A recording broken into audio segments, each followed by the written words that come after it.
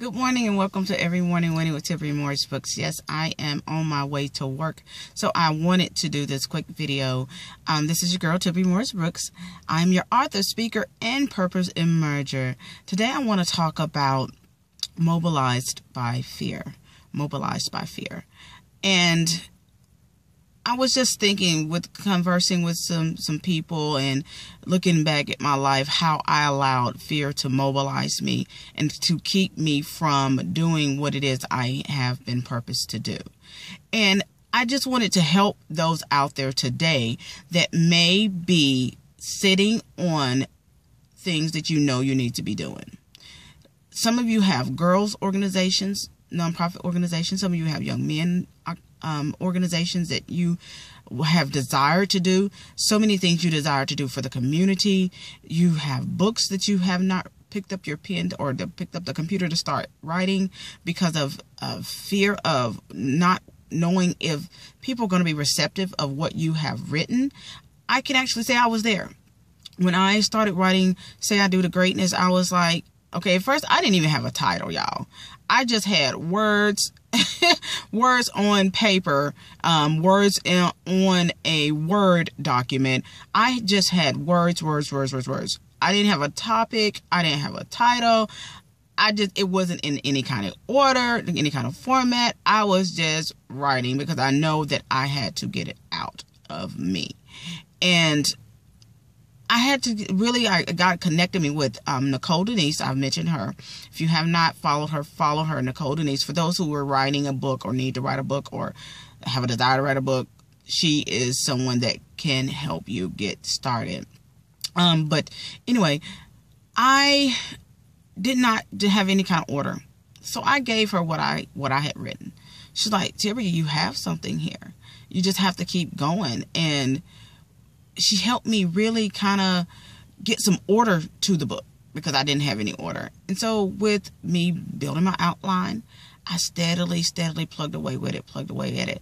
And you know, now this thing that I had, these words I had inside of me that I had written on paper, written on Word documents, done nothing with, has now formulated into my first book, which is not my last one because I have 3 more I got to write.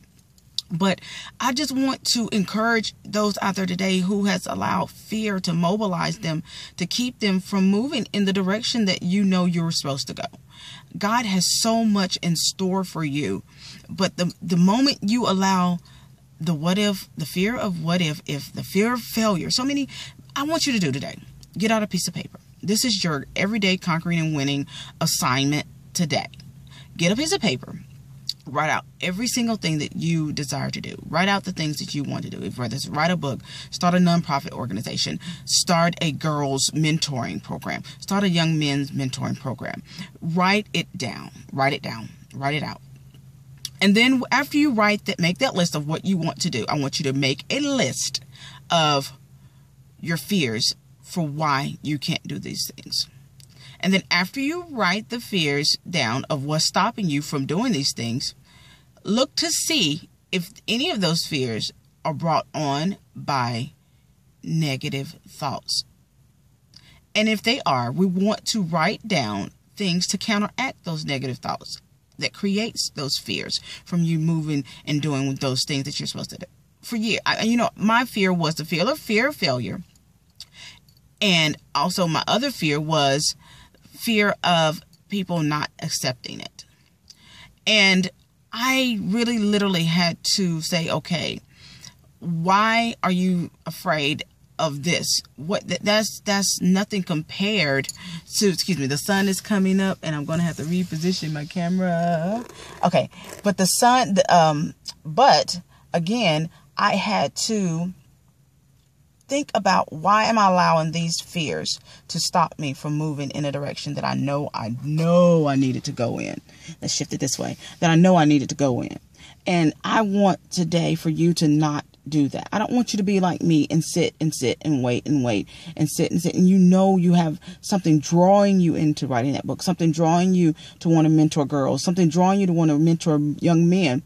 And you never move in that direction to do that.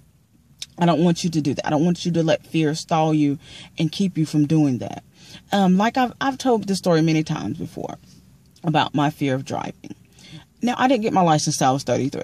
Granted, now I'm 38. And I allowed the fear of driving, the fear of having an accident, fear of so many things that came along with driving to stop me. I had to depend on people to take me here and take me there. I had to depend on people to take me to work and people not come to get me on time.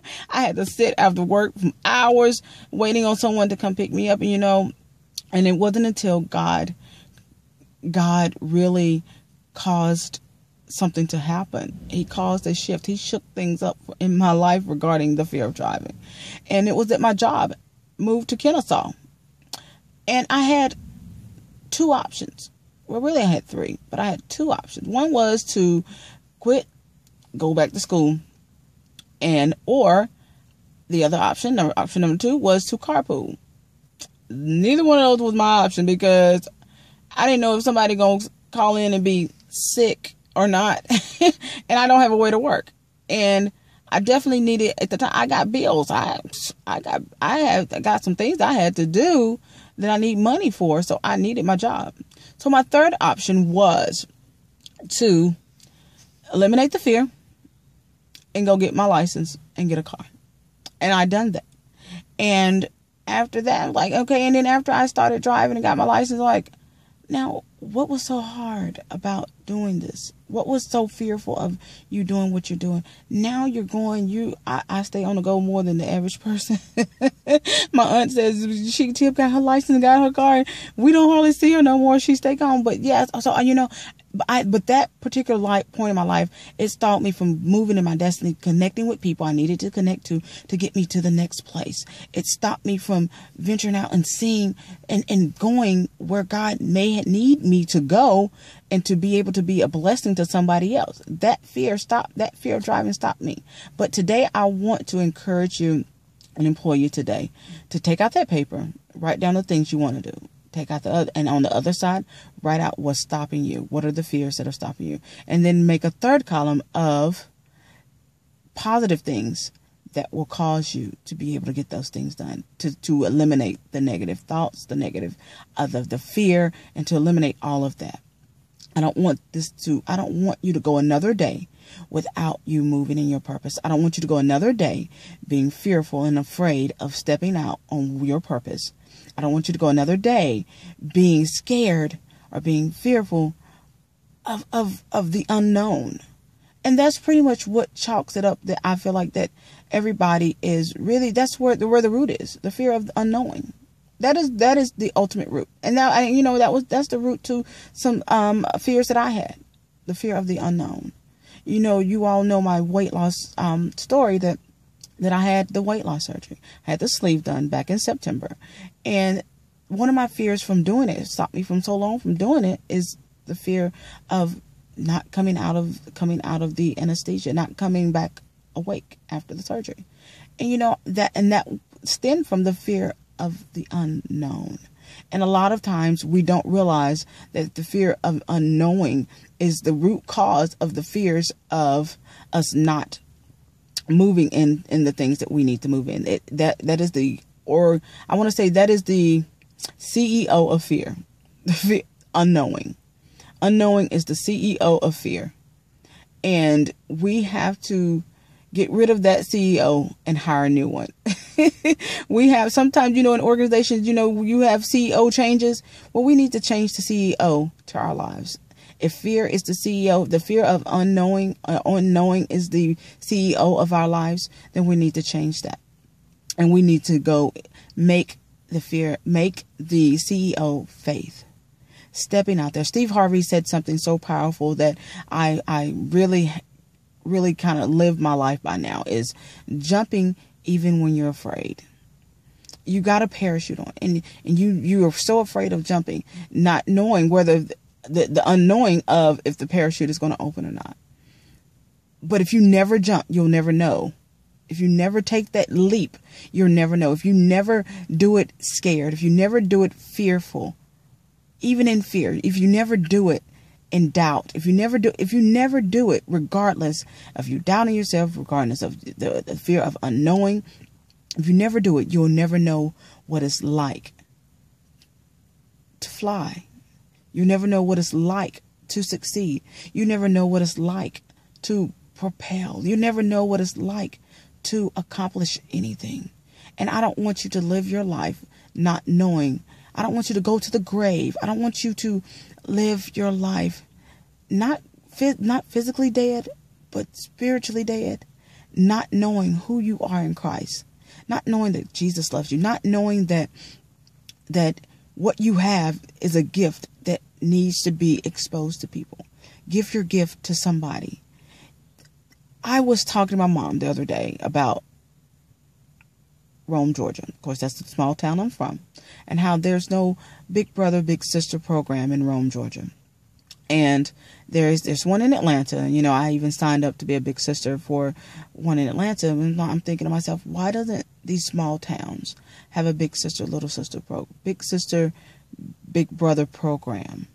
And I'm thinking to myself, there's so many people who have girls organizations, who starting. We have young men organizations, nonprofit organizations, but there are so many people, so many young guys, so many young girls, and so many young boys that are in the big sister, big brother program that you can incorporate into your organization by simply getting volunteers. If you have volunteers in your nonprofit girls organization or young men's organization, partner with big brother, big sister.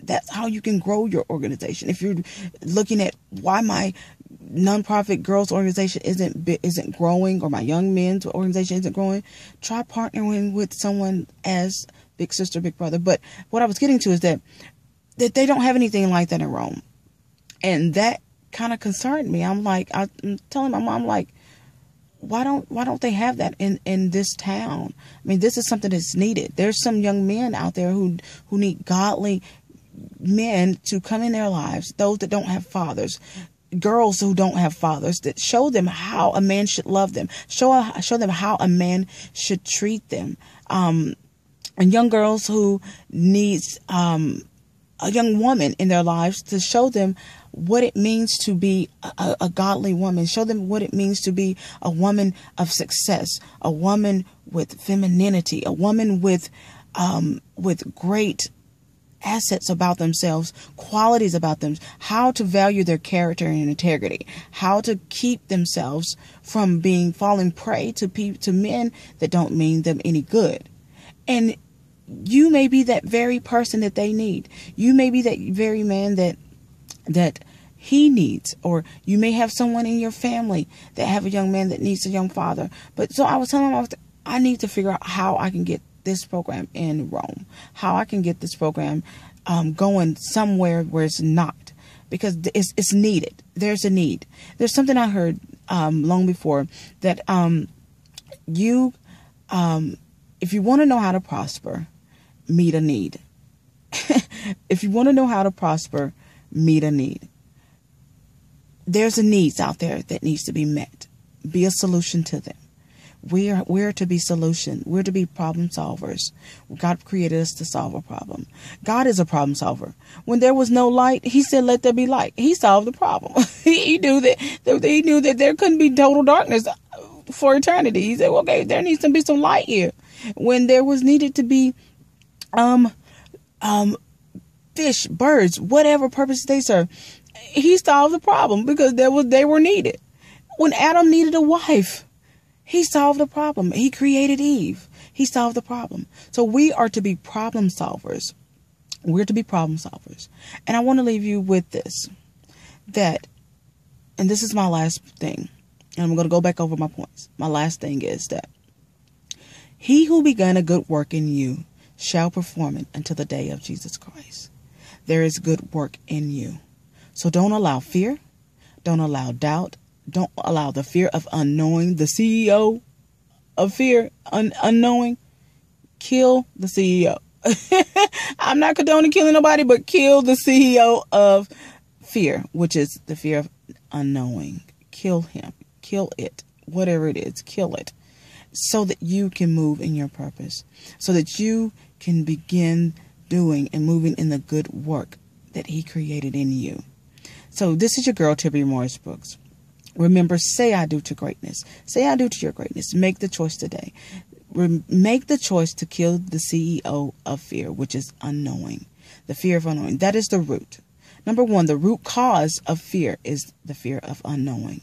Kill it today. Number two, move in your purpose. Number three, say I do to the greatness and the good work that he has placed in you, because he's going to perform it until the day of Jesus Christ. Allow him to do that. Give him something to work with. Work what you got and give him something to work what you got. He's going to give you the strategies to do it, but you have to be willing to be authentic in who you are, not changing who you are. Be who God created you to be. Number two, you're going to be able to do it because he's strengthening you. He's giving you the faith and ability and the talents to do it. Remember, there's three things you want to make sure that you do to ensure that you have an every morning winning and conquering day and morning. That is number one, you're going to pray and meditate. Make sure you're praying and giving God the glory. Whether it's a simple prayer, it has to be a simple prayer. Be a simple prayer. And it doesn't have to be long and drawn out. Just pray and meditate. Find a scripture. Find something to help you get through your day meditating. Number two, love on yourself. Love you. You got to love you. Yes, you can love your neighbors as you love yourself. But if you're not loving yourself, how can you love your neighbors? Love on you. Number three, you want to share your talents, your abilities, and your giftings with whomever you come in contact with. Whether if it's one person, they need what you have to say. They need what you can sing. They need to hear what you can sing. They need to be able to read what you can write. They need to be your presence is needed. You're worthy, you're deserving, and you're loving. So go out today. Make today a great day. Make today the day that you decide to crucify the fear of unknowing, which is the root to every single fear, the unknown. Make today the day and the decision today that you're no longer going to allow the fear of the unknown to mobilize you from moving in what God has called you to do.